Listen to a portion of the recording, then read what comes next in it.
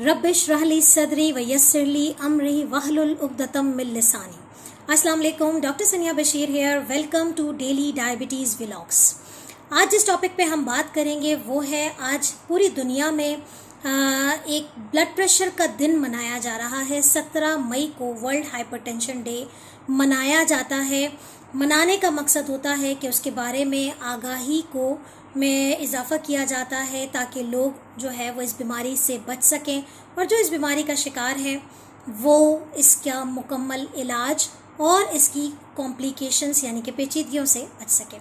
तो आइए शुरू करते हैं आज का daily diabetes vlog.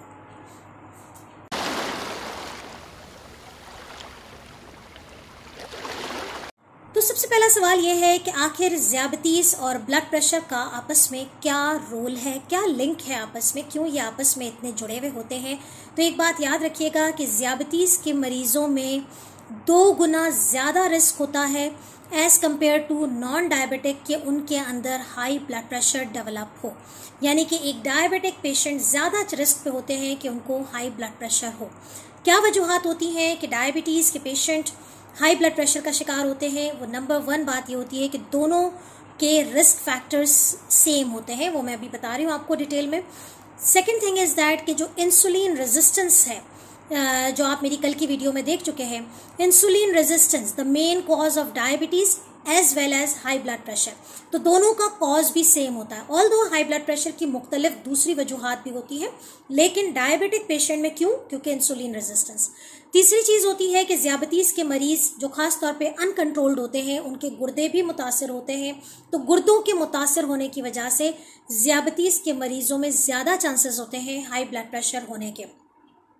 Uncontrolled diabetes या फिर जो एक लंबे अरसे से ज़ियाबतीस का शिकार होते हैं और वो ऑन एंड ऑफ अनकंट्रोल रह रही होती है, उनकी जो शरियानें हैं वो सिकुड़ना शुरू होती हैं। तो जब ब्लड उनमें से पास होता है तो एक प्रेशर के साथ होता है और यही वजह होती है high blood pressure create. Next question आता है कि आखिर वो दोनों के सेम रिस्क फैक्टर्स कौन से होते हैं जिनकी वजह से एक ज़ियाबतीस के मरीज में ब्लड प्रेशर होने के चांसेस और ब्लड प्रेशर के हाई ब्लड प्रेशर के पेशेंट्स में ज़ियाबतीस होने के चांसेस होते हैं। तो जी हाँ, दोनों डिजीज़ एक दूसरे के साथ इंटरलिंक्ड होती हैं। तो अगर आप में से कोई भी ज़ियाबतीस का मरीज़ है या हाई ब्लड प्रेशर का मरीज़ है तो वो अपने ब्लड प्रेशर्स को और हाई ब्लड प्रेशर वाले पेशेंट अपनी शुगर्स का रेगुलर चेकअप करवाना ना भूलिएगा। ठीक है जी। तो वो रिस्क फैक्टर्स क्या होते हैं? अगेन वही चीज़ें हैं कि सबसे पहली चीज़ आती है कि एज। जाहिर है बढ़ती उम्र के साथ बहुत सारे फैक्टर्स होते हैं जो कि शुगर की तरफ भी लेके जाते हैं और ब्लड प्रेशर की तरफ भी लेके जाते हैं। दूसरी चीज़ होती है ओवरवेट, ओबेसिटी। तीसरी चीज़ है सेडेंट्री लाइफस्टाइल, यानी कि अगर आपकी लाइफस्टाइल जो है जिसमें एक्सरसाइज नाम को नहीं है और आपका वेट बहुत ज़्यादा है और आप जो है वो फिजिकल एक्टिविटी से दूर हैं, तो yes, you are at high risk of hypertension as well as diabetes. तीसरी चीज़ ये आती है कि स्ट्रेस जो है वो दोनों चीज़ों को के रिस्क को बढ़ा रहा होता है। In the same way smoking and alcohol, दोनों चीज़ें जो है वो हाई ब्लड प्रेशर और शुगर दोनों के लेवल्स को बढ़ाती हैं और एक पेशेंट में डायबिटीज़ और हाई ब्लड प्रेशर दोनों का रिस्क बढ़ जाता है। अगला सवाल आप लोग करते हैं कि एक ज़ियाबतीस के मरीज़ में ब्लड प्रेशर कितना होना चाहिए, क्या टारगेट होना चाहिए ताकि हम उसे कहें कि हाँ ये कंट्रोल है। तो एक बात याद रखें कि जो नॉर्मल ब्लड प्रेशर होता है वो 120/80 120/80 होना चाहिए, एक आइडियल है। लेकिन जो है वो एक डायबिटिक पेशेंट में थोड़ा सा हम इस चीज़ को बढ़ा लेते हैं कि अगर वो 140/90 तक भी आ रहा है तो okay, it should be less than 140/90। थोड़ा सा मार्जिन मिल जाता है because diabetics are at high risk. ठीक है, लेकिन उसकी मैं आपको अभी और डिटेल बता रही हूँ कि हमने क्या एक्शन, प्लान ऑफ एक्शन ले लेना होता है अगर वो 120 से ज़्यादा हो रहा है। लेकिन अगर एक ज़ियाबतीस का मरीज़ और उसको हाई ब्लड प्रेशर भी है और कोई कार्डियक इवेंट हो चुका है, लाइक अगर किसी को हार्ट अटैक का एपिसोड हो चुका है, हार्ट फेलियर हो चुका है या हार्ट की कोई सर्जरी हो चुकी है, तो आपका जो ब्लड प्रेशर का टारगेट होता है वो 130/80 होता है। इससे ज़्यादा हम अफोर्ड नहीं करते। Now last but not the least कि आखिर एक ज़ियाबतीस के मरीज अगर वो हाई ब्लड प्रेशर का भी शिकार है तो आखिर उनका इलाज किस तरीके से किया जाए। तो इलाज मुनहसर करता है कि आपका ब्लड प्रेशर की रीडिंग्स क्या आ रही हैं। अगर तो आपकी ब्लड प्रेशर की रीडिंग 120 से 140 के दरमियान है, यानी कि हम कहें कि 120/80 से 140/90 के दरमियान है, तो आपका हम मैनेजमेंट करते हैं लाइफस्टाइल के साथ। लेकिन एक बात ज़रूर याद रखिएगा कि जैसे कि मैंने जिक्र किया कि डायबिटीज़ और ब्लड प्रेशर एक दूसरे के साथ इंटरलिंक्ड हैं, वाइस वर्सा कंडीशन है। तो जब तक आप अपनी शुगर्स को कंट्रोल नहीं करेंगे, ब्लड प्रेशर कंट्रोल नहीं होगा। इन द सेम वे अगर आपका ब्लड प्रेशर कंट्रोल नहीं हुआ तो आपकी शुगर्स कंट्रोल नहीं होंगी। तो दोनों की प्रॉपर मैनेजमेंट बहुत ज़रूरी है।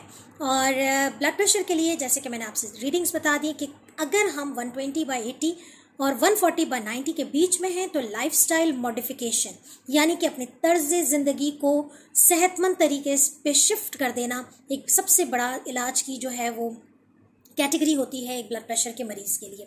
लेकिन अगर ब्लड प्रेशर कंसिस्टेंटली आपका जो है वो 140/90 से ज़्यादा रह रहा है या 140/90 भी रह रहा है तो आपको मेडिसिन की रिक्वायरमेंट है अलॉन्ग विथ हेल्दी लाइफस्टाइल। सिर्फ मेडिसिन काम नहीं करती हैं, आपने हेल्दी लाइफस्टाइल की तरफ जाना है।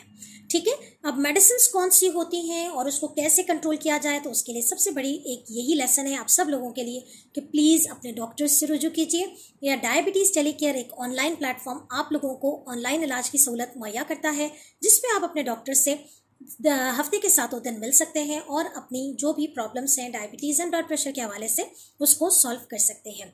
जहाँ तक बात आती है कि हेल्दी लाइफस्टाइल क्या है, तो हेल्दी लाइफस्टाइल में अगेन वही है कि आपने वर्जिश को अपनी ज़िंदगी का हिस्सा बना लेना है, वज़न को कंट्रोल करना है, वज़न आपका ज़्यादा नहीं होना चाहिए, वर्जिश आपने मुसलसल करते रहना है। खाने में आपने प्रोसेस्ड फूड का इस्तेमाल कम से कम बल्कि ना करें तो बेहतर, क्योंकि वो शुगर और ब्लड प्रेशर दोनों बढ़ा रहा है। प्रोसेस्ड फूड के अंदर मौजूद प्रिजर्वेटिव्स जो हैं उसके अंदर सोडियम यानी कि नमक भी होता है और चीनी भी होती है। दूसरा आपने जो काम करना है वो इम्पॉर्टेंट है कि नमक का इस्तेमाल कम से कम कर देना है। कहा यह जाता है कि अगर दिन में 1 चाय का चमचा इस्तेमाल किया जाए नमक तो ये बहुत होता है, और मेरे ख्याल में ये बहुत है आपके पूरे दिन के खाने में। एडिड सॉल्ट सैलड्स में, फ्रूट्स के ऊपर, ये तमाम चीज़ें बंद करनी है। जब भी आप कोई चीज़ शॉप करें बाहर से, कोशिश करें कि आप उसमें ज़रूर पढ़ लें कि आप उसमें कोई सॉल्ट ऐड ना हुआ हो। यकीनन एक ब्लड प्रेशर के मरीज़ को बाहर से खाने में भी थोड़ा सा उन चीज़ों का इस्तेमाल करना चाहिए कि जिसमें सॉल्ट का इस्तेमाल बहुत ज़्यादा ना किया गया हो, कस्टमाइज्ड हो, तो आप उन्हें इन्फॉर्म कर सकते हैं। अच्छी चिकनाई का इस्तेमाल करना है, बाकी चिकनाई की चीज़ों से परहेज़ करना है, क्योंकि जहां हम बात करते हैं ज़ियाबतीस की, जहां हम बात करते हैं हाई ब्लड प्रेशर की, वहां पर हम कोलेस्ट्रॉल लेवल को नहीं भूलते। तो कोलेस्ट्रॉल भी रखना मेंटेन ज़रूरी है इन दोनों चीज़ों को कंट्रोल करने के लिए। तो अच्छी चिकनाई वाली चीज़ें यूज़ करें, मछली खाइए, जैतून का तेल इस्तेमाल कीजिए। तो ये वो चीज़ें हैं जो कि आप इस्तेमाल कर सकते हैं और एक गुड फैट्स में आता है जो कि ब्लड प्रेशर को कंट्रोल भी करता है। अगर स्मोकर हैं तो स्मोकिंग कंट्रोल करें। ये वो तमाम छोटी छोटी बातें हैं जो आज एक वर्ल्ड हाइपरटेंशन डे पे मैं डॉक्टर सनिया बशीर अपने डायबिटीज़ टेलीकेयर के प्लेटफॉर्म से आप तमाम लोगों को चाहती हूँ कि जो लोग इस वक्त हाई ब्लड प्रेशर का शिकार हैं वो इन तमाम चीज़ों को अपनी ज़िंदगी में अपना लें ताकि उनका ब्लड प्रेशर कंट्रोल हो सके। अपने वर्कअप्स को, अपने फॉलोअप्स को मेंटेन रखें ताकि आने वाली ज़िंदगी सेहतमंद तरीके से गुजार सकें। अपना बहुत ख्याल रखिएगा और मुझे दुआओं में याद रखिएगा। अल्लाह हाफ़िज़।